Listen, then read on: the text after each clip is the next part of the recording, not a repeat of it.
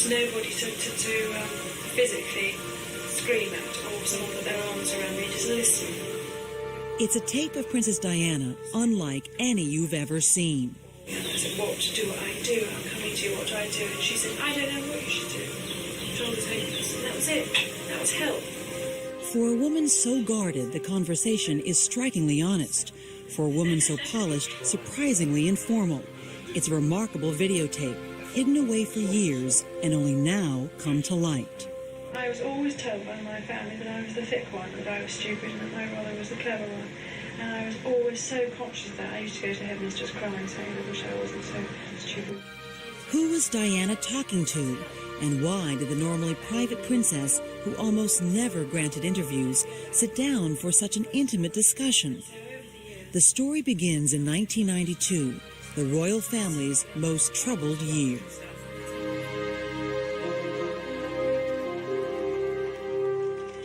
Despite the cheerful pictures in the news each week, the story of the royals was much more like a soap opera. 1992 is not a year on which I shall look back with undiluted pleasure.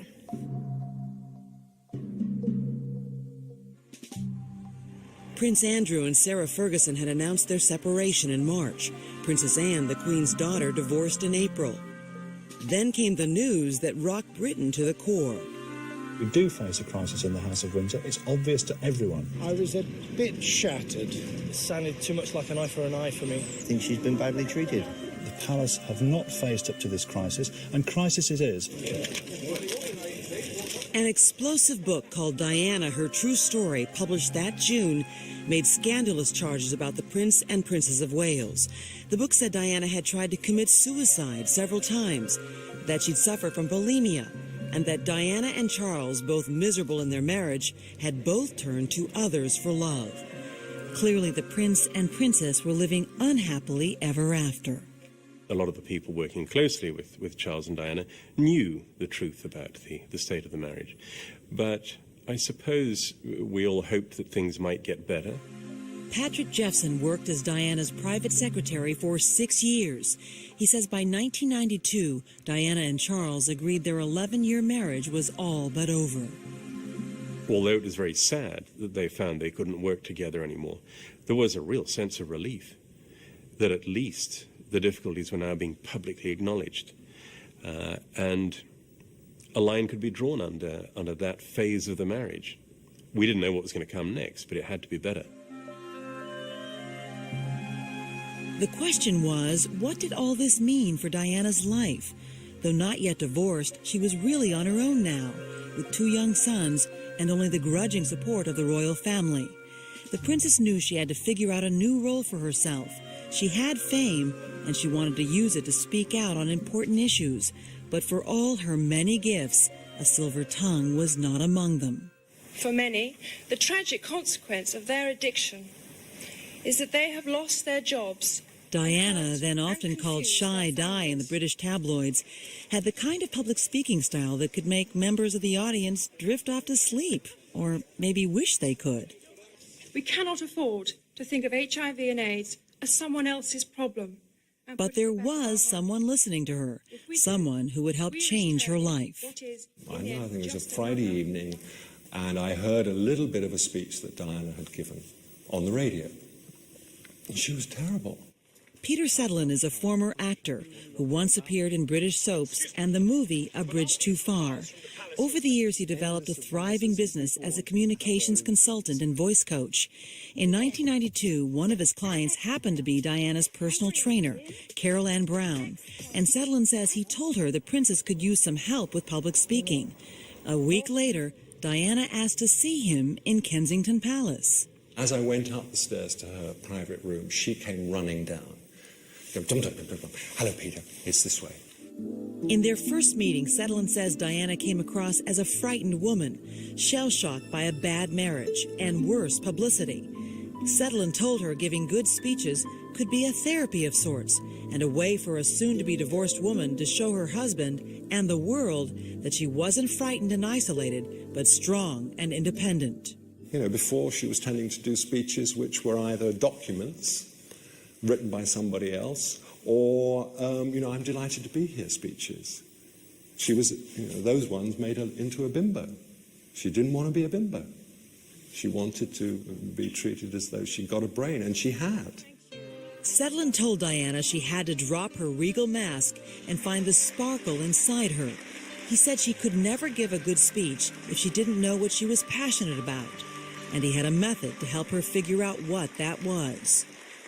After the first session, I said, look, I want to bring a camera. I want you to see you, and we will do your story. You will tell me your story, and then you can watch. Because in a way, it does show you who you are.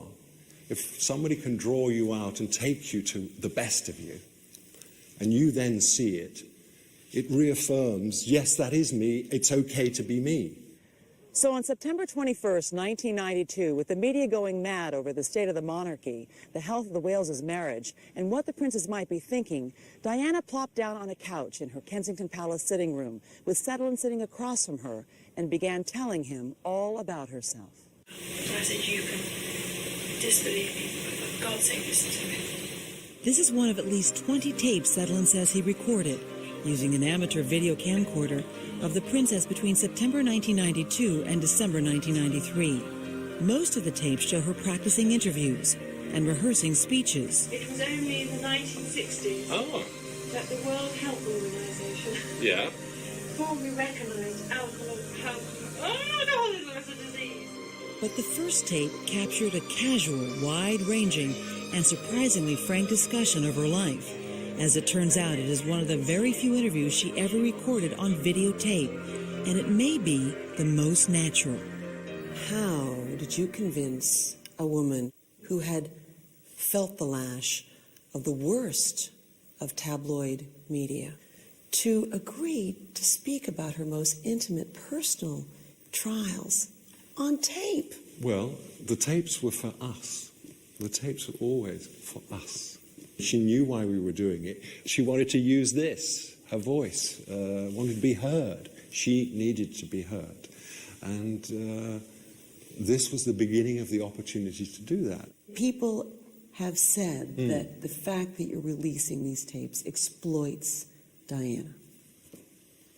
I can't stop them saying it. I don't necessarily agree. But do you think you exploit her? No, I don't. Not Because now. she didn't expect these tapes to be released. She didn't know she was going to die. She didn't know that people were going to write what they have about her and twist the truth. I've had to shift to a place that it is better that the public see what she says, not embellished by other people, not people who make their living out of quoting what she's done. I haven't done that. Sedlin's tapes almost never saw the light of day. Missing for years, confiscated by police, and subject to a lawsuit by Diana's family, the tapes only recently returned to Sedlin's possession. On the first day of autumn, 1992, Peter Sedlin returned for his second visit to Kensington Palace, and he and Diana quickly got down to work. As if taking a cue from the change in seasons, Sedlin suggested that if she focused on the changes within herself, she would find her true passion. If you weren't you, would you like to be? What would you like to be? I'd like to be a dancer. Coming to the end, though. Yes. Sorry, hon. So you're just about to become an ex-dancer. Now what are you going to do? Well, it would have been an area with people communicating on some level. For an hour and 20 minutes, Sedlin guided Diana through some of the most dramatic moments in her life, starting with the details of her childhood. Many of them were painful and would eerily foreshadow the life she would lead as an adult.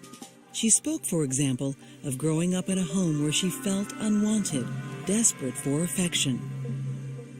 My parents, they never said they loved me. So you never knew that anyway? No. There's always the kiss there. There's no hugs or anything like that.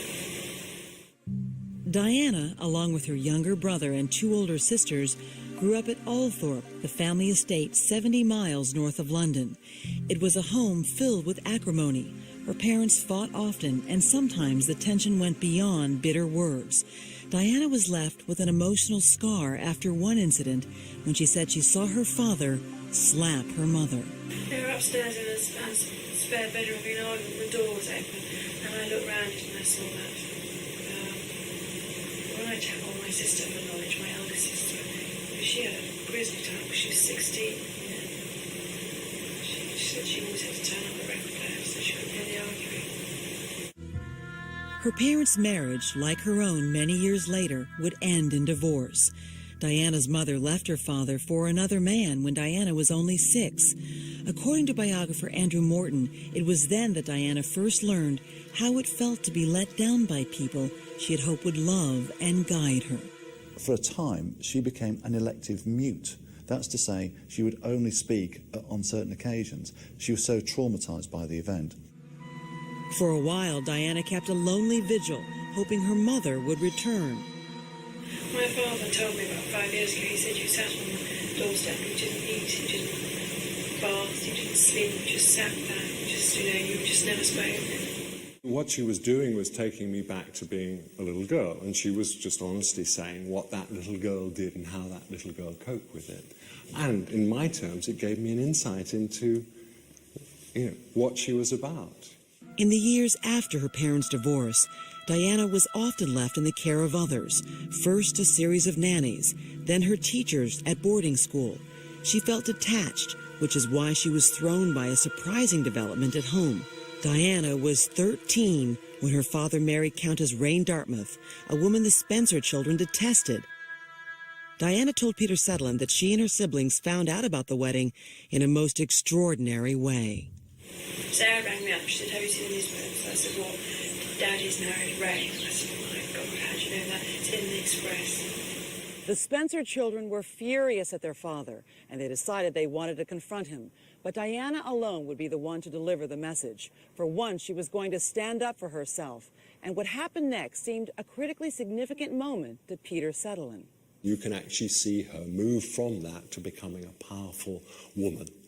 Not a girl, but a woman, ready to take on almost anybody. Egged on by older sisters Jane and Sarah and younger brother Charles, Diana prepared to give her father a piece of their minds. I was so angry, but Sarah said, right, Dutch, my nickname was Dutch, you go in and sort him out. He said, I want to explain to you why I've got married to Ray. And I said, well, we don't back up. And he said, I know that, but you'll grow to love her, as I have. And I said, well, we won't. I kept saying we, not I. So it was a crusader here. And I got really angry. And if I remember rightly, I slapped him across the face. And I said, that's from all of us for hurting us, and walked out and slammed the door. And he followed me, and he got me by my wrist, turned me around, and said, don't you ever talk to me like that again. And I said, well, don't you ever do that to us again. And walked off.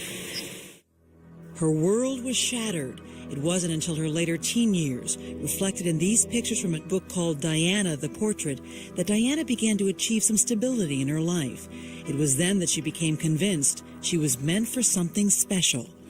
I knew that something profound was coming my way, and I was just treading water, waiting for it. I didn't know what it was, I didn't know where it was, I didn't know if it was coming next year or next month, but I knew I was different from my friends in where I was going. The ambition she always had was that she felt a sense of destiny. I think she had this profound sense, deep sense of who she was and where she was going. And yet Diana seemed conflicted about pursuing that destiny. While wanting something more from life, she also told Sutherland that during her teen years, she had been content to be alone.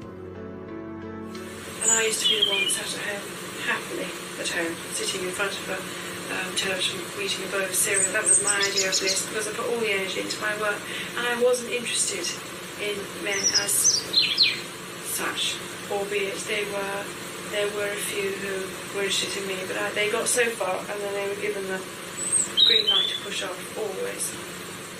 Then, in the fall of 1977, not long after she turned 16, Diana met Prince Charles, who was 29. He was actually dating Diana's older sister, Sarah, and it was Sarah who invited Charles to visit Althorpe, the Spencer estate, for a weekend party.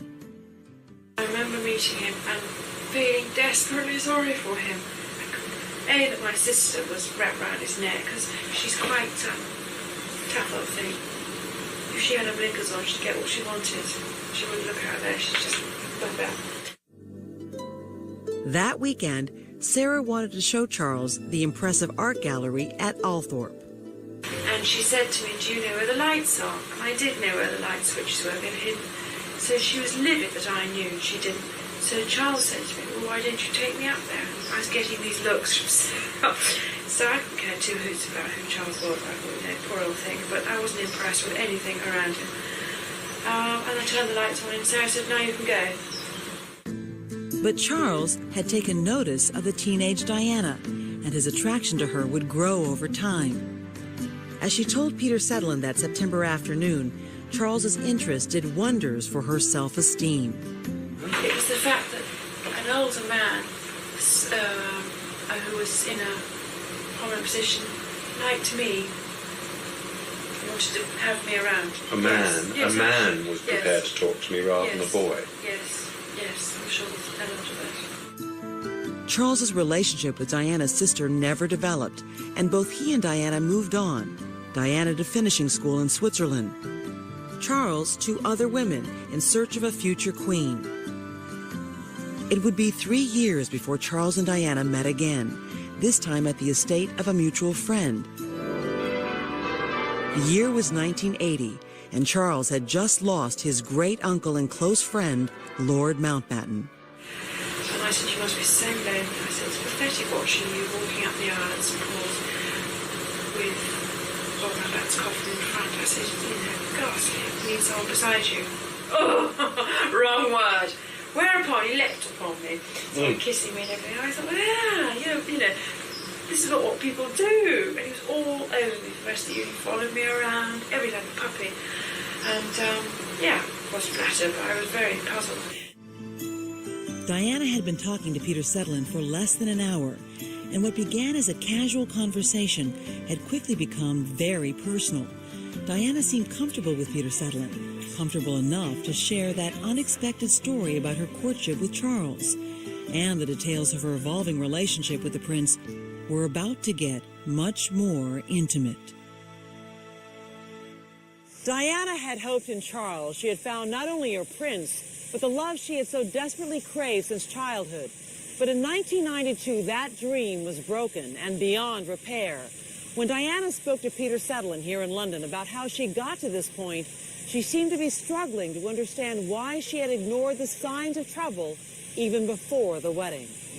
That first fumbling encounter with Prince Charles might have discouraged another woman, but Diana decided to give him a chance, and thus began a significant new chapter in her life.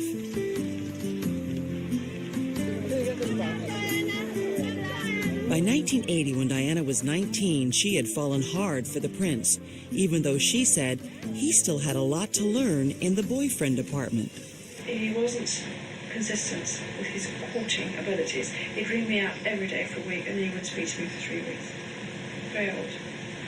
And I accepted that. I thought, fine, well, he knows where I am if he wants me. And the thrill when he used to ring up was so immense and intense, drive the other 3 girls in my flat crazy. But, it was odd. By now, the press had gotten wind of the relationship, and Diana was being scrutinized as a potential royal bride. Looking back on it all 12 years later, Diana realized the attention didn't leave her much time to reflect on whether this relationship was right for her. It's like being sucked in, just people pushing and people pulling, all in the same direction. So you're being what, pushed by family? Yeah, my family looked great, and so did my friends, and so did Charles's family. They liked me. They were very good to me when I was a guest. What does that mean? It means it changed when I was a daughter and the positions changed. She was set on a course which a lot of other people thought would be lovely for her. And because she was quite naive, went ahead. But a bit of her was going, wait a minute, I'm not ready for this. In February 1981, Charles and Diana came out to announce their engagement to the world. Just delighted and happy. No one knew it at the time, but the first interview they gave as a couple was an ominous sign of things to come. I'm amazed that she's been brave enough to take me on. And I suppose in love. Of course. Whatever in love means. I was brought up in the sense that, you know, when you got engaged with someone, you loved them. And the most extraordinary thing is we had this ghastly interview the day we announced our engagement, and this ridiculous ITN man said, "Are you in love?" So I thought, what a thick question. So I said, yes, of course we are, in the sort of fat, stern ranger that I was. And Charles turned around and said, what ever in love means. And that threw me completely. I thought, what a strange question. What strange answer. God, how does it traumatise me? It's a pivotal moment. It shows that he's ambivalent about it. I think that in context, Prince Charles was not looking for love. He was looking for someone who can share the burdens and duties of a future princess and a possible future queen. So, in a way, love was not top of the agenda. As far as Diana was concerned, as a modern woman, it was. And did you ask him about No, I didn't. Were you frightened? Must have been, yeah. I mean, you were in We that. met 13 times before we got married.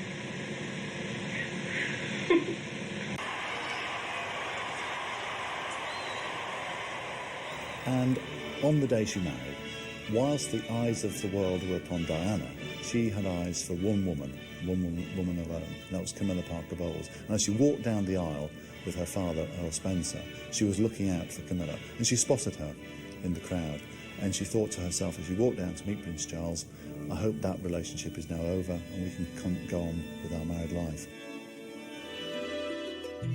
Their married life did go on, at least in public. The prince and his princess bride living happily ever after, traveling around the world, bearing 2 healthy baby boys. But behind the palace walls, it was quite a different story. Endless misunderstandings led to hurt feelings, constant arguments to cold shoulders. Diana and Charles never found their stride together. It's a classic case of psychological crossed wires, because Diana couldn't give Charles what he wanted, and Charles couldn't give Diana what she wanted. 5 years into the marriage, Diana said she suspected her husband had gone back to Camilla Parker Bowles, and she confronted him about it.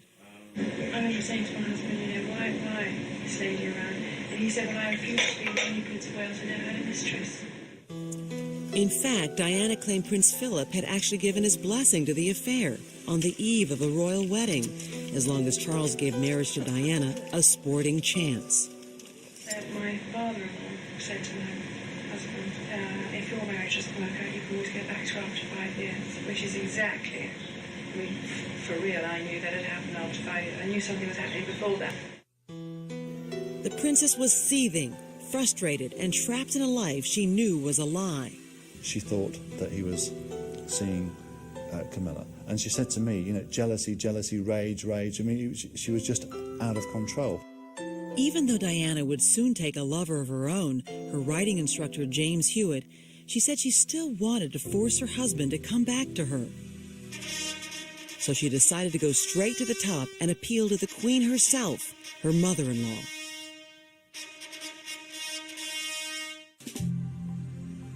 By 1985, Charles and Diana's 4-year-old marriage was deeply troubled, but the public was still none the wiser. The British people were enthralled with their glamorous princess, now 24, and the 2 royal heirs, William, aged 3, and newborn Harry. That year, a British TV documentary called The Prince and the Princess of Wales, Talking Personally, portrayed Diana as the doting wife. What do you feel your role is? What is your contribution? I feel my role is supporting my husband. It's extraordinary to rerun the events of those years with the knowledge that we now have. In truth, behind the scenes, the marriage was practically dead. They've been together only 3 days in the past 5 weeks. As Diana described the extent of the tension to Peter Sutherland, her voice coach, she recalled that things between her and Charles were awkward in every way. There's virtually no sex relations between Well, there was, but it was odd. Very odd, but it was there. And then it fizzled out about 6 years ago. So, Terry, date. How do you know it was odd? instinct told me. It's just so odd. I don't know. There was no requirement for it from his case. Sort of once every 3 weeks look about it, I kept thinking. And then I followed a pattern. He used to see his lady once every 3 weeks before he got married. Consider how extraordinary this conversation is. This was only the second time Diana had ever met Peter Sutherland. And here they are, Her Royal Highness the Princess of Wales and a former actor sharing secrets of the royal bedroom on camera. She talks about some very personal things. Well, as we now know, she'd done it with for the Andrew Morton book on one level. In a sense, maybe doing that had helped her understand who she was. I mean, any whether it's therapy or talking to your best friend about what's really upsetting you, you feel better afterwards. Princess Diana herself was the principal source for that explosive 1992 book by Andrew Morton. It was part of her strategy to reshape the public's opinion of her and her life. But the princess never meant these tapes to become public, and Sutherland has been intensely criticized for deciding to release them. I don't want to denigrate Diana. I'm trying to give the public an opportunity. Finally, okay. You see for yourself. Because these people are spoiling not just the work that I did with her, but using it again to kind of diminish her. And I don't think that's right. Why would she agree to be taped talking about her deepest secrets to Peter Sutherland, a man she barely knew? Because Diana lacked a happy and secure domestic base, it seemed to me that she very often wasn't very discriminating in who she confided in. Patrick Jeffson should know. He was Diana's private secretary for 6 years. He has published a book about her called Portraits of a Princess. She needed to speak. She needed to be heard. He was there. But she allowed him to videotape her. That's the difference. She was under a great deal of stress, and like anybody under stress, she wanted to unload. And there weren't that many people she could unload on.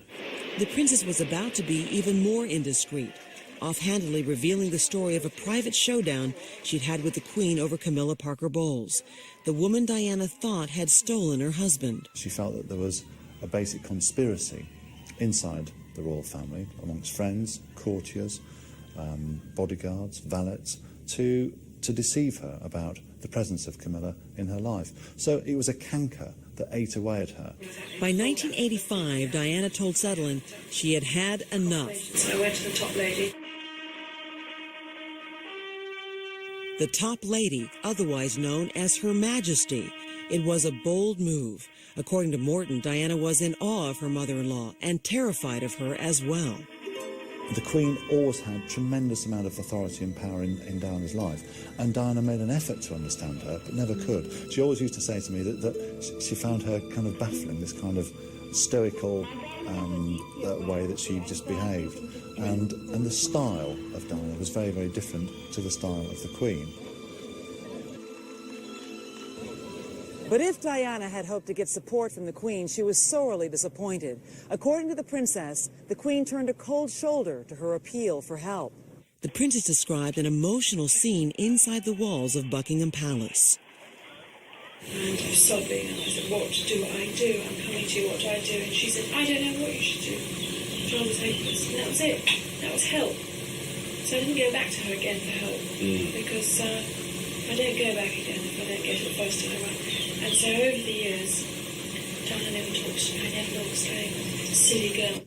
Diana said she went to the Queen and asked for help in her marriage, and she didn't get any. When Diana said that she didn't get any help from the Queen, I think we have to treat that with a pinch of salt. The way in which perhaps the senior members of the royal family tried to advise her was one which she found quite difficult to work with. Why? There was a generational difference. There was a difference of attitude, and for a lot of the time, there wasn't enough common ground. Diana was angry. She felt isolated and let down. There's just nobody to physically scream at, or someone put their arms around me, just listen. When I cry, I can't bear people to say, it can't be as bad as that, or we understand. Nobody understands unless you're the individual themselves. It had begun as a casual conversation between a speech coach and his student.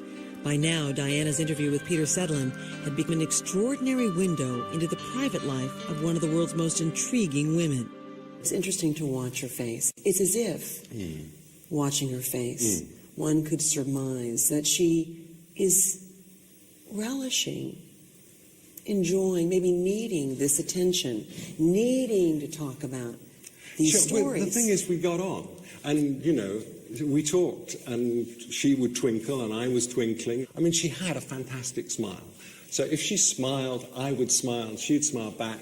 And so you get to a place which is, you're having a nice time. The revelations came one traumatized me after another. So I took it out on myself. From a woman looking back on some of the worst years of her life. Each time I was knocked down, I came back up again. To a man she hardly knew. Why did she do it? Were these the outbursts of a frustrated and reckless woman pushed past the point of caring? Or, after so many years of emotional isolation, was Diana just relieved to have a sympathetic ear? Or maybe this. Was she so happy that she had finally broken free of a royal prison that she couldn't help talking about it? But I do feel, Peter, that I won their own game. Now. Now? But you've taken 11 years of your life. Your life. Princess Diana had started this exercise with Peter Sedlin to find her true voice. That wouldn't be easy because by now she'd spent years acting like someone else. Deep in despair, isolated, and alone in Kensington Palace, Diana still continued to play out the royal fairy tale. As she continued her story, Sedlin realized how much the double life she'd been leading had helped to bury the person she really was. When it comes to a drama, I can only sort myself out. I can't get anybody else to sort me out. How the parade she marched in public, with hospital visits, gallery openings, and grand foreign tours, was bitterly resented in private. And I think that was what many people found very difficult to appreciate about Diana. She was always smiling, but beneath that there's an awful lot of despair. And as far as I'm concerned, you know, a picture is worth 1,000 words, but it can also tell 1,000 lies. Because you're on isolation, and anything anyone says just doesn't weigh. She wasn't just unhappy. Diana was also ill with a severe eating disorder. Bad as that was, Diana said the royal family added insult to injury by blaming her troubles with Charles on the bulimia and not the other way around. And they all blamed the failure of the marriage on the bulimia, and that's taken some time to get them to think differently. I said I was rejected, I didn't think I was good enough for this family, so I took it out on myself. I said I could have gone to alcohol, which would have been obvious. I could have been anorexic, which would have been even more obvious. I decided to do a more discreet thing, which ultimately wasn't discreet, but I chose to hurt myself instead of hurting all of you. She was right that it wasn't discreet anymore. In 1986, Diana fainted at a public appearance in Canada. The one thing was, when I was bulimic, I wasn't angry because the anger, I thought, was coming out that way, and it always felt better after I'd been sick to get rid of the anger. I'd be very passive afterwards, very quiet. Actually, the anger was coming out another way, too. By the early 1990s, Diana and Charles were visibly distant, even irritated with one another. They continued to play their royal parts, but it was painfully obvious they were just acting, and not very well at that. It was becoming quite obvious to us who were working for them that it was becoming impossible to project them as a harmonious couple. Diana had finally taken steps to change things. By 1992, it had become clear to her, to Charles, and to everyone else in the royal family that the two of them needed to live separate lives.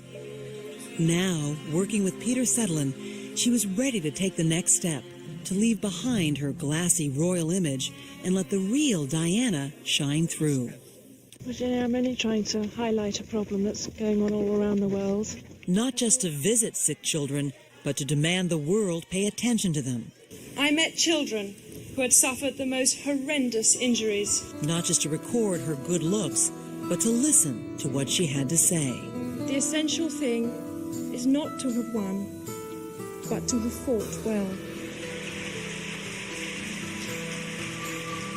Her conversation with Sedlin confronting the psychological scars from her childhood and unresolved issues from her loveless marriage would mark the beginning of her profound transformation. You see a woman under extraordinary pressure, and despite that pressure, there's an inner strength and an inner power that she was focusing. We were beginning to focus her power, and she was finding her voice. She was finding her voice as to why she was here and what she was here to do. And it wasn't within the royal family. What started as a session to enhance her abilities as a public speaker would help Diana cast a new role for herself. Until now, she'd been famous, yet still somehow unknown. That was about to change. Minds cast a constant shadow over so much of this work. With Peter Sutherland's help, Diana was about to introduce the world to her true self and evolve into royalty's first independent modern woman, one of the most admired, influential, and best-loved icons of our time.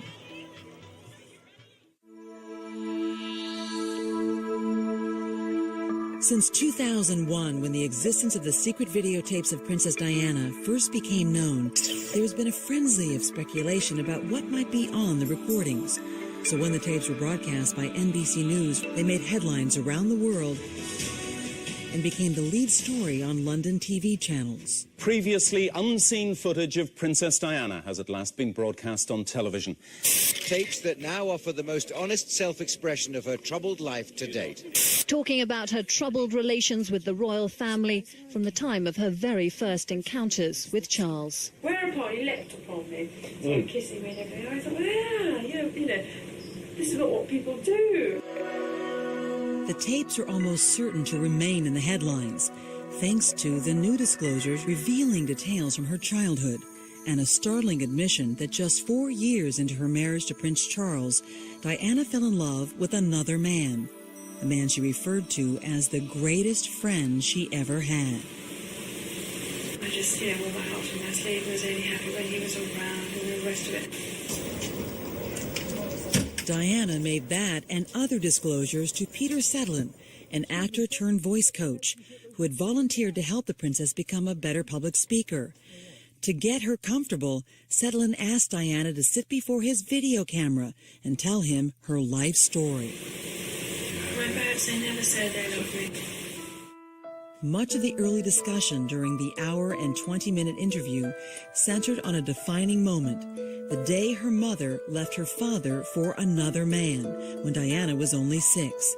It was the beginning of a bitter divorce and custody battle between her parents.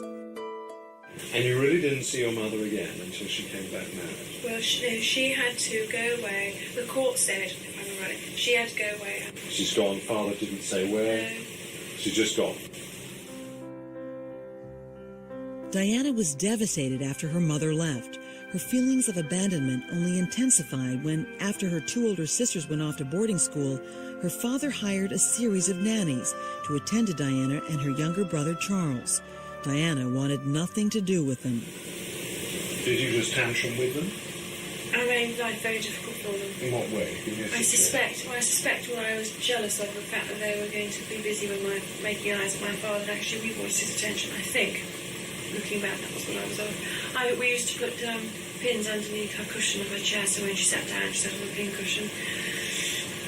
We hid her clothes. One of them got engaged to someone and then chucked her ring down the drain. I mean, it was really nasty, spiteful stuff. I was surprised.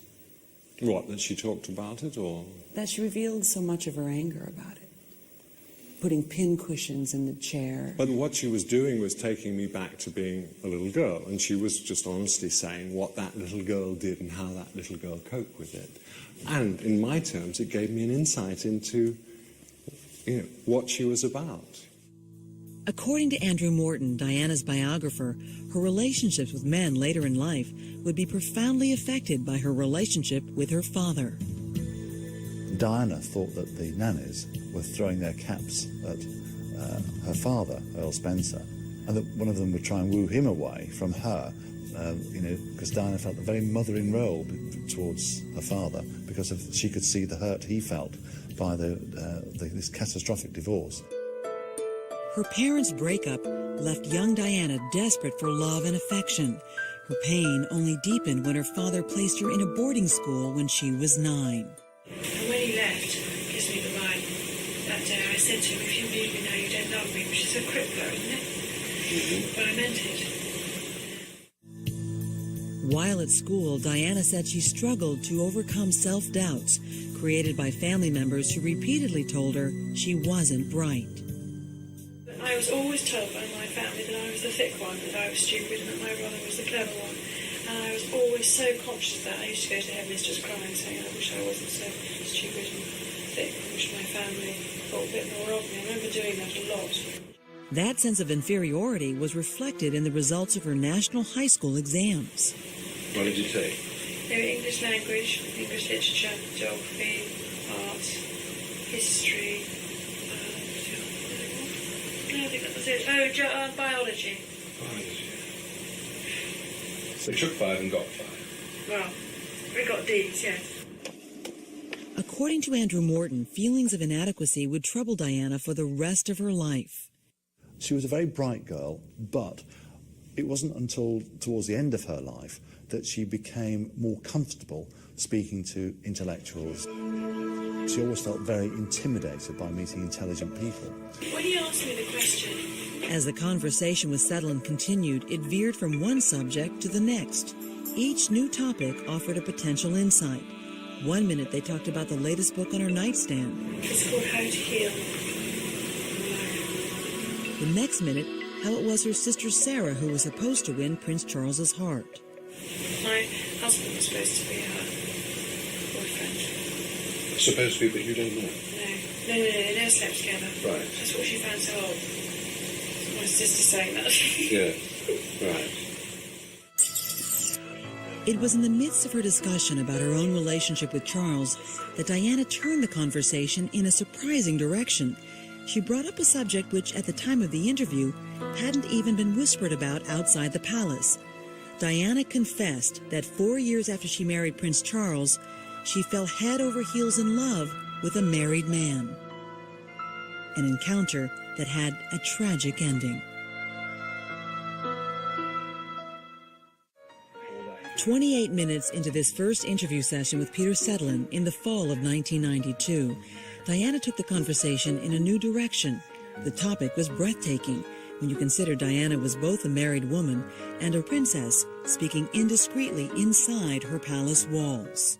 I tell you, one of the biggest crunches in my life, which I don't find easy to discuss, was when I was 24, 25, I fell deeply in love with somebody who worked in this environment. And he was the greatest friend I've ever had. She was quite honest, it seemed, with you about her feelings for someone who worked inside the palace. Yeah. She needed somebody who would let her be herself, who would look out for her. Diana didn't tell Sutherland the man's name, but she was talking about her bodyguard, Barry Manicky. In 1985, 7 years before she sat down with Peter Sutherland, her 4-year marriage to Prince Charles had all but broken down. She suspected her husband was secretly seeing Camilla Parker Bowles, and Diana, then 24, had begun to show interest in the 38-year-old Manicky. I was wandering around trying to see him. I just, wore my heart on my sleeve. I was only happy when he was around. So you had an intimacy, yeah, which you weren't getting. Sutherland asked Diana whether she thought of the bodyguard as a kind of father figure. Yeah, I suppose you could say I did, yes. I'm sure I did. I was like a little girl in front of him the whole time. Desperate for praise. Desperate. Diana confided to Sutherland that as she became closer to Manicky, she even half joked about running away with him. I mean, I was quite happy to give all this up. Well, not have all this. At the time, it was quite something to have all this. Just to go off and live with him. Can you believe it? Well, one can. And he kept saying he thought it was a good idea too. So. Were these idle fantasies or signs of much deeper, more intense feelings that then became physical? You're saying that they have an exception. No. There was not a romantic relationship? There may or may not have been, but that's not what she said. And in many ways, I don't need to know. It wasn't the most interesting thing about her sex life. I'm afraid. Whatever the nature of Diana's relationship with Barry Manicky, newspapers have reported it was a full-blown love affair, though Manicky's wife says there is no proof. Gossip about the Princess of Wales and her bodyguard spread through the royal household like wildfire.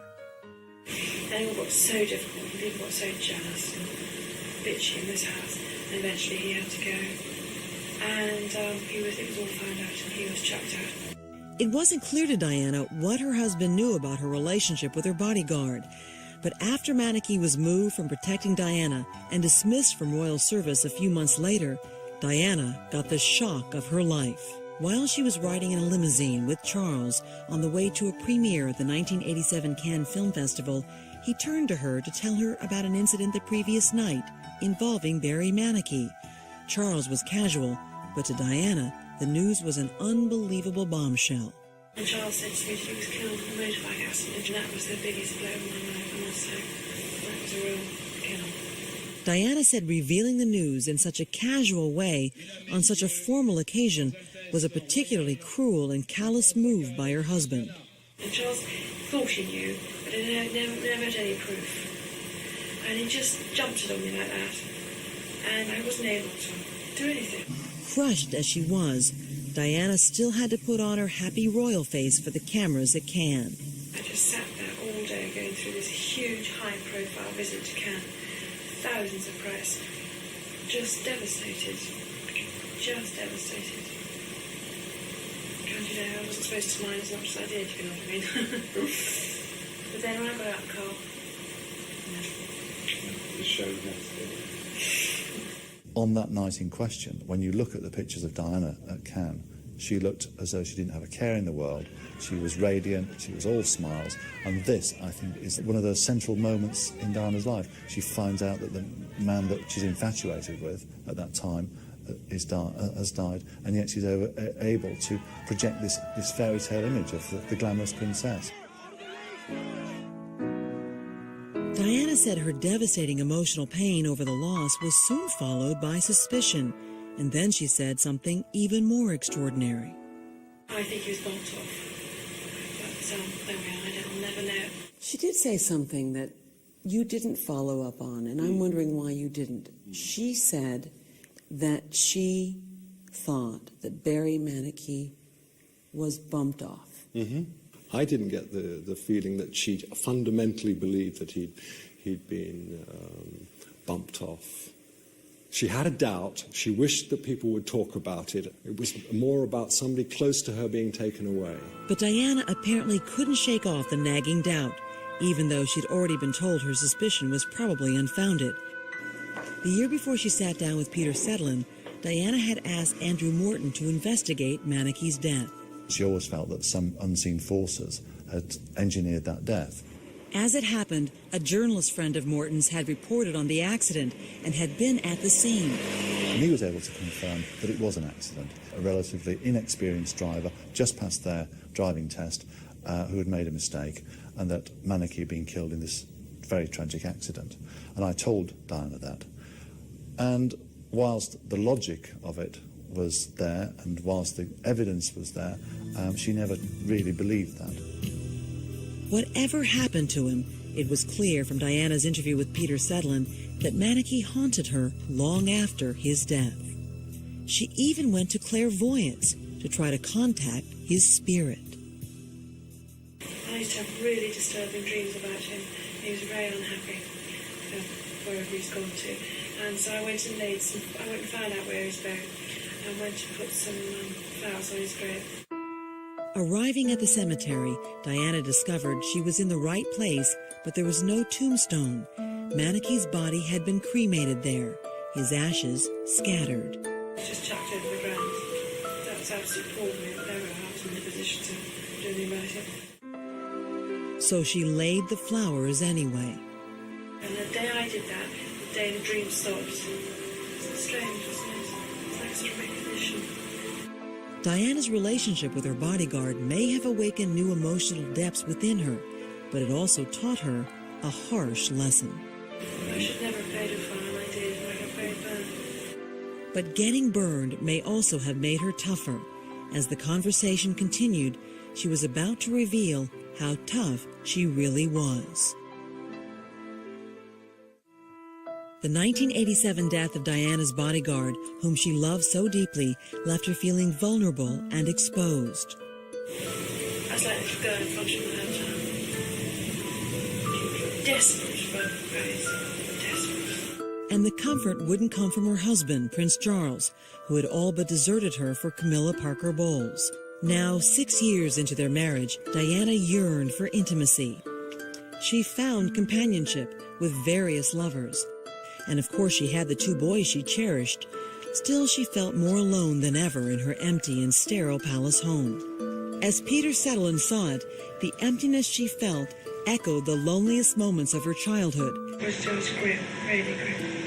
It was difficult. The more she spoke, the more Sutherland sensed her fear of abandonment and her desperate need for her father's love. Sutherland told Diana that confronting her past was the first step toward becoming a self-assured and independent woman. You know, this gap between a child and an adult is tiny. We all pretend it's huge. It's tiny. As she took him through her teenage years, Diana became particularly animated when talking about Countess Rain Spencer, the stepmother she despised, the woman she thought stole her precious father away. We all used to go like homing pigeons to him, to the lovely house and everything else. She moved in. After Rain moved in, Diana's older sisters moved away, leaving 13-year-old Diana and her younger brother Charles to deal with the tension alone on their weekends home from boarding school. So you kind of were entrapped?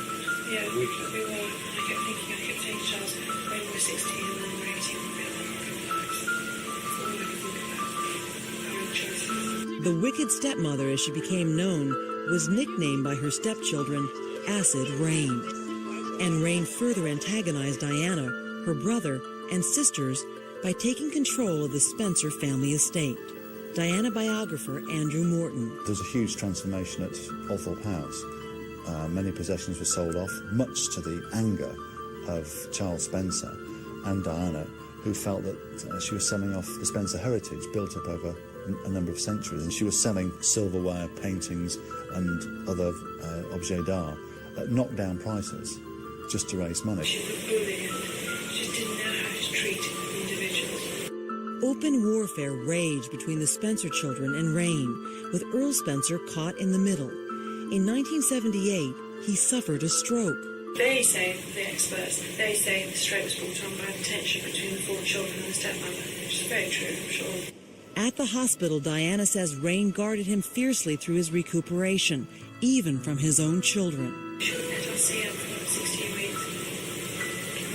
10 more years of animosity followed, and finally Diana was ready for a showdown. It took place in 1989, on the weekend of her brother Charles's wedding, an event attended by Diana's father, her stepmother, and her estranged mother, Frances. And my father and stepmother refused to even say hello to my mother. And it got me so angry, the behaviour of these grown-ups, that I ploughed in and screamed at both my stepmother and my father. I said it was very bad manners, they were just indulging in themselves, and this was Charles's day, Victoria's. Do we have to live with the past every time we walk in the house? Knowing her mother was deeply hurt, Diana decided to finally unleash the anger she'd held in check since her teenage years. Diana, the Princess of Wales, on deck to be Queen of England, one of the most elegant women in the world, was actually about to get physical. And my stepmother and I ended up having this row, and I pushed her down the stairs, which gave me enormous satisfaction. My father didn't speak to me for 6 months. I had to go back and say, I love you, darling, etc., etc. So it was all very difficult that. But the arguments with Rain raged on. I was so angry. I wanted to throttle my stepmother of mine because she brought such grief. And she kept saying to me, "Oh, but Diana, you're so unhappy in your own marriage. You're just jealous of Daddy's and my relationship." And jealousy was not high on the agenda. It was behaviour I was after. She said, "You don't know how much we've suffered because of Francis." I said, "Suffering, Ray? You don't know the word. I see suffering of such magnitude in my role that you would never even understand." I really spat it out. Now, how did you spit it out? I said, "We've always hated you. You've ruined our family life. You've done a great job there, Ray. Great job. made us really unhappy and confused about that. That sense spilled over after Earl Spencer died in 1992. Diana and Charles Spencer were instrumental in just throwing Rain's clothes out of Althorpe, taking them out of the back of Althorpe in plastic bin bags. She just you'd be very dismissive of Diana. You're so thick. She kept saying, you're so silly. Possibly I've got a lot of other things you've never found out. She'll be all day. Diana did more than unburden herself. She gave Sutherland glimpses of her real strength. He knew she could use it to make a powerful statement on stage and in life. The princess realized her strength too, so much so that she made a surprising decision just months after talking with Sutherland. After all the years of turmoil, she decided to extend an olive branch to Rain Spencer. They had this very emotional lunch at Kensington Palace where Diana said, I want to thank you for looking after Daddy, that's to say Earl Spencer. And they embraced, and Diana cried. And they developed, over time, a very close friendship between Rain Spencer and Diana. The conversation between Diana and Peter Sutherland had been extremely productive. Now it was time to get to work. Diana was ready to transform herself from retiring royal spouse to formidable public figure. 11 years after her marriage, Princess Diana was determined to recreate herself. These speech lessons and her intense reflection on her difficult past were guiding her toward the breakthrough that would help her speak to the world. When she was finally able to do that, she didn't just change her image, she changed history. In that first conversation in the fall of 1992, Peter Sutherland had been drawing Diana out, listening as she narrated her own life story, the people and events that she thought had led to the edge of a precipice. Now it was up to Sutherland to help Diana create a new version of herself, the princess as mover and shaker, a well-spoken, independent woman using her fame to change the world. She really, really wanted to deliver speeches better. I mean, it really mattered to her, especially at the beginning. But Sutherland had his work cut out for him, as these early practice tapes show. Attempts to understand the origins of addiction. Yes. Keep going. Now really. Diana gave about one speech a month, and Sutherland noticed she often had trouble getting her tongue around the words. Before we recognise alcohol, oh my God, there's a disease. There is an insidious fear. Insidious fear, yes. Insidious fear. Insidious. Insidious fear. The key, Sutherland kept telling her, was simply to be herself, the one they had discovered together. Talk to them, he said, like you talk to me. He urged her to channel the same kind of fury she used to confront her stepmother years before. A key question. What? Come on, get angry with me. He'd seen the playful Diana that had charmed millions. Okay. Is that me? Hello. Because suddenly. Now, he told her, to use that same sense of humor to convey her message. So what can you, in the media, do to help? Like it or not, I have been quite a provider for the media. Yes, yes. And now I'm asking for your help to reduce the suffering caused by drugs. Diana didn't always agree with Sutherland's technique, but he kept pushing. The results could be striking. Get a little angry now with that. I can't be angry and speak like Yes, that. you can. No, Yes, you can. I'll show you. Okay, well, it'll start to change slightly, won't it? It's going to change. It won't come out quite the same. We must recognise that people who are HIV positive for as long as they can. Yet out of ignorance and fear, they are still being forced to leave their jobs. Smashing. If we continue to believe that AIDS is someone else's problem, we too could so easily be facing the same devastating destruction. Week after week, Diana practiced, watched her tapes, and made visible progress. The more threatened we are, the more what do we feel. Excuse me, the more changes there are, the more threatened we feel. Right, now carry on like that, yes. Those who become ensnared in addiction are often highly sensitive and creative people. In the past 12 years, the princess was becoming a better speaker, her former private secretary Patrick Jephson recalls, but he wonders what it really meant for her. She said to me one day, "You know, Patrick, I want to make a real Churchillian speech one day." And I thought, well, that's good, because, heck, you can't do better than emulate Winston Churchill. But what's she going to say? The thing about Winston Churchill was that he usually knew what he was going to say when he made his big Churchillian speeches. What was she going to say? There were times his methods could be a little strange. Like the time he told her to pretend to be a prostitute. I said, look, imagine you're a hooker. You've been there, you've done that, and you are fine. So go and strut your stuff. Sounds funny, silly now. But Silly? It sounds scandalous. You told her No. to imagine that she's a hooker. it's to imagine you've been at the bottom and you have come out of the gutter and you are fine. And if this wasn't national television, I'd use a couple of other words now to say. Did you use them with her? Yeah. We did all the work, and wow, you came off, and that got you through. Biggest nightmare you've ever been through. And she delivered the speech, and she felt very confident. I was sort of in her eye line right down the back. And afterwards, as she went back, I walked back because it was very near Kensington Palace where she gave it. She went back in the big limo, but she stopped the limo, opened the door, kicked her leg out and said, "Not bad for a hooker, eh?" And I said, "Yeah, you did it." And her staff were all going, "That's all." Did you just say hooker? Yeah. The speech exercises, the role-playing, the telling of her life story, all were part of Sedlin's effort to prepare Diana for the expanded role she imagined for herself. In one exercise, he coached her in how to do a television interview, for instance. You don't look at the camera. You wander your eyes around a little bit, but you don't go all over the place because we wonder where you're looking. At times, Diana looked more like a harried, multitasking mom than a proper princess at work in her palace. After all, she had 2 young princes to take care of, and they sometimes interrupted the practice sessions. If you come in here, you sit down and be quiet. It'll be very quiet. Very quiet. When this tape was recorded, Prince William was 11 and Prince Harry was 9. Don't touch it, William, because it's all focused on me. Your Royal Highness, you're currently concentrating very much on your charity work. Would you like to tell us why you feel it's so important to you? I got nothing else to do. She's awful. Where's the recording? Sorry. Take 2. Occasionally, Harry joined in. So, have you recently met anybody that's actually touched you quite a lot in what they're going through? Yesterday I come across Harry Shush. I come across a great deal of people who.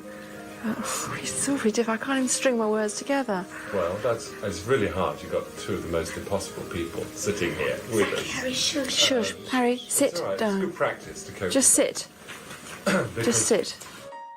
The transformation came together for Diana in the spring of 1993, when, after 6 months of working with Sedlin, the princess decided to acknowledge in public what people had been reading about in the tabloids for years, her bulimia and the pain behind it. Ladies and gentlemen, I have it on very good authority that the quest for perfection our society demands can leave the individual gasping for breath at every turn. And there were people around her saying, you shouldn't do this, you stay right away from it. But it empowered her. Eating disorders, whether it be anorexia or bulimia, show how an individual can turn the nourishment of the body into a painful attack on themselves. It made her feel powerful because she was saying, I know, and I'm fine. And now I'm going to tell all of you what it's like for the other ones. She spoke from the heart. Mm-hmm. With an edge of anger. It's like, read my lips. This is what it's like. Stunned everyone. Diana's success was at last making a difference. Her daring new style was bringing her closer to people she wanted to help. It was also taking her away from sterile royal life and into a new independent future.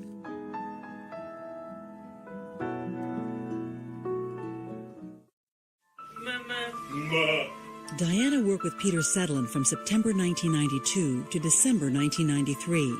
During that time, her speeches got better, but the press got worse. The headlines about the royals' infidelities seemed to have no limit. Even Peter Sedlin got caught up in the craziness. I had lunch with her in a restaurant not very far from here, and the press thought I was the next man. It was after the separation, I was the next man. Excuse me, sir, can you tell me what your relationship is with Princess Diana? And so 30 press were outside my house for 3 days. And it is terrifying.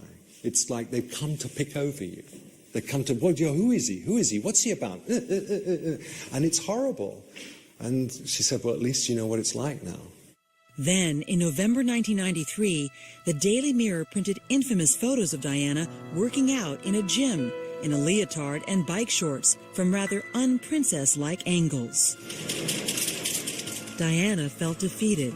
Here she had spent so many hours working hard to craft a serious public image, and all the media cared about was getting racy pictures. She had had it. When I started my public life 12 years ago, I understood the media might be interested in what I did. In a speech for a charity luncheon in December 1993, she startled the crowd by announcing she was giving up most of the public charity work she cherished. I hope you can find it in your hearts to understand and to give me the time and space that has been lacking in recent years. Diana would eventually go on to champion other causes. She was too bright a light to recede into the shadows. But that so-called time and space speech would be the last one Diana and Peter Sedlin worked on together. Mr. Sedlin gave Diana many hours of entertainment in the way that he taught her to speak, and I think that he succeeded in making her talk in a less affected way. He, I think, made her speak in a more relaxed way. Diana at that time was very enthusiastic about gathering advice from all sorts of sources, and the result was that people came and went. A lot of people came and went? Quite a lot of people. There were plenty more people in the queue just itching to get into Kensington Palace and give her the benefit of their advice too. How did she tell you that she did not want to work with you anymore? She didn't tell me. How did it end then? Well, we didn't do any more speeches. The next speech she gave was 15 months later. Paths part, and other people move in. I offered up what I had. I think it helped her, and her world moved on. Suddenly, Diana alone was in charge of her destiny. But by now, the princess had hit her stride. She was confident, prepared, and good at being herself. Yeah, I'm only trying to highlight a problem that's going on all around the world. That's all. Just her very presence could move mountains. Powerful messages delivered with the Diana touch. There's a famous photograph of Diana with a landmine victim on her lap. That changed history, that picture. World leaders, within 3 days, changed the law on landmines. And everybody had been trying to do it for years. One picture. 90 journalists had travelled across the planet to be with her, to get a picture. And she said, yeah, you can have the picture, but she's in the picture with me. Okay? As the world knows too well, the course Diana was charting would end before she figured out where she was headed.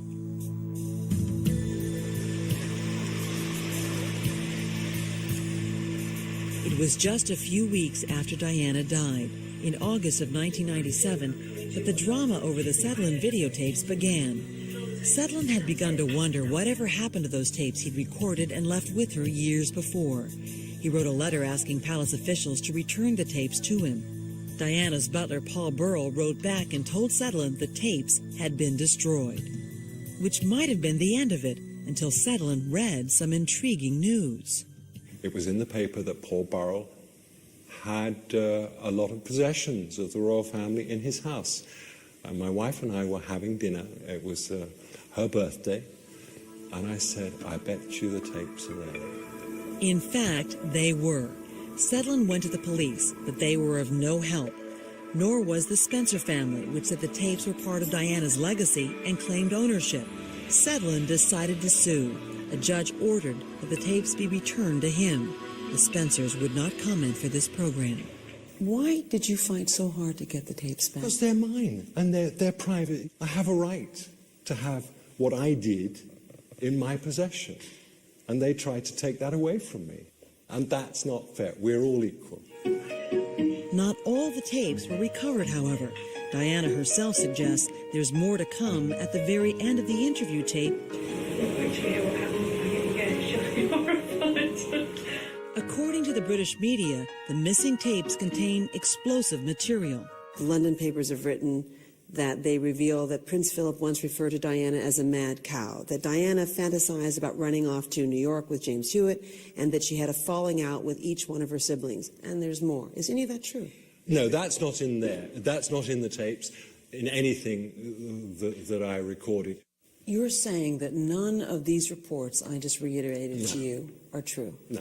And you're saying that there was an intentional effort to put out information that was incorrect to make you look bad? But that also would then justify why they could, I shouldn't have them. That they, they're too private, and they're too personal, and they shouldn't be seen by anybody, including me. That I shouldn't ever see them again if I hadn't got them in my possession. But there is another reason the media have been critical of Peter Sedlin. At the time the tapes were being fought over in court, Sedlin's attorney very publicly insisted his client never intended to release them. The fact that you are now talking about these tapes and making them public begs the question, were you lying to the courts through your attorney? At that particular time, that is exactly what we would have done. I just want my tapes back. But they wouldn't, I was not being aided in any way to get them back. I then had to make a decision as to, do I just let it go and let other people do whatever they want with them, or do I try in some form to take back control of that material? What about the fact that Sedlin sold the tapes to NBC News? He says he made the deal so he could pay his lawyer. People have said that the fact that you're releasing these tapes exploits Diana. I can't stop them saying it. I don't necessarily agree. But do you think you exploit her? No, I don't. Not because now. she didn't expect these tapes to be released. She didn't know she was going to die. She didn't know that people were going to write what they have about her and twist the truth. How much of the money that you've gained from selling these tapes will be for the legal costs of paying to fight for the release of these tapes? A substantial amount will go to that. Some of it will go to look after a child that we adopted from Russia, and some of it will go to charities that I care about. And some of it will help me live, because over the last few years, what they've done has affected my ability to earn a living. So much about this captivating woman will always remain an untold story. Would she have remarried? How far might she have gone? What other causes would she have championed? What we do know is this. In the time she was here, when she didn't have to, Princess Diana chose to make a difference. Historically, I'm sure she will be remembered as the unhappy victim of a broken royal marriage. But it's even more important that we should remember her as a very strong and effective force for good. What would she want? I think on a bad day, Diana would like to be remembered as a victim. But I think on a good day, and most of the days were good days, she'd want to be remembered as somebody who was strong, sympathetic, and made a difference. She was just beginning to be quite a dynamic force when she died. People change their lives by stories that they read or they hear about. Well, her story was this woman brought into a situation that disempowered her and made her feel inadequate as a human being in a very public way. And you can actually see her move from that to becoming a powerful woman. Not a girl, but a woman, ready to take on almost anybody. I knew that something profound was coming my way, and I was just treading water, waiting for it. I didn't know what it was, I didn't know where it was, but I knew I was different from my friends in where I was going.